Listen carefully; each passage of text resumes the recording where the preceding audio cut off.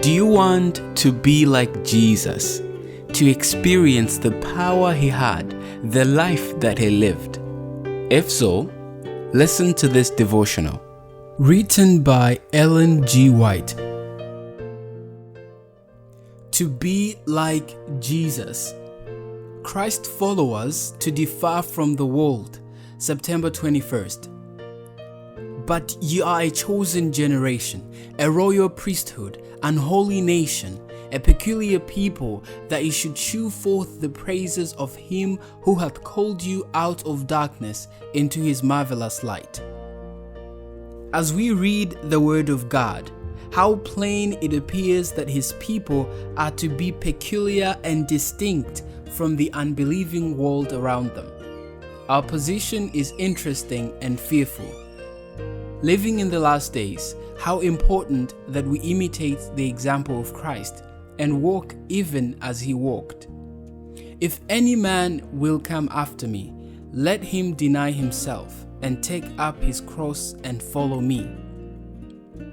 The opinions and wisdom of mortals must not guide or govern us. They always lead away from the cross. The servants of Christ have neither their home nor their treasure here. Would that all of them could understand that it is only because the Lord reigns that we are even permitted to dwell in peace and safety among our enemies. It is not our privilege to claim special favors of the world. We must consent to be poor and despised among men and women until the warfare is finished and the victory is won.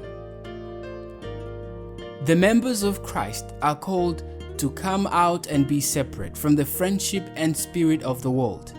Their strength and power consists in being chosen and accepted of God. The world is ripening for its destruction. God can bear with sinners but a little longer. They must drink the dregs of the cup of his wrath unmixed with mercy. Those who will be heirs of God and joint heirs with Christ to the immortal inheritance will be peculiar. Yes, so peculiar that God places a mark upon them as his, wholly his. Think ye that God will receive, honor, and acknowledge a people so mixed up with the world that they differ from them only in name? Read again Titus 2:13-15. It is soon to be known who is on the Lord's side, who will not be ashamed of Jesus.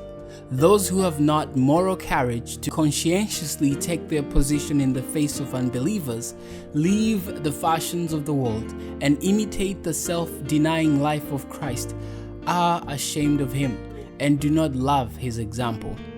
Testimonies for the Church, Volume 1, page 286 and 287. Thank you so much for listening to this devotional. I hope that in your life you will distinctly be different from the world and be separate, saith the Lord.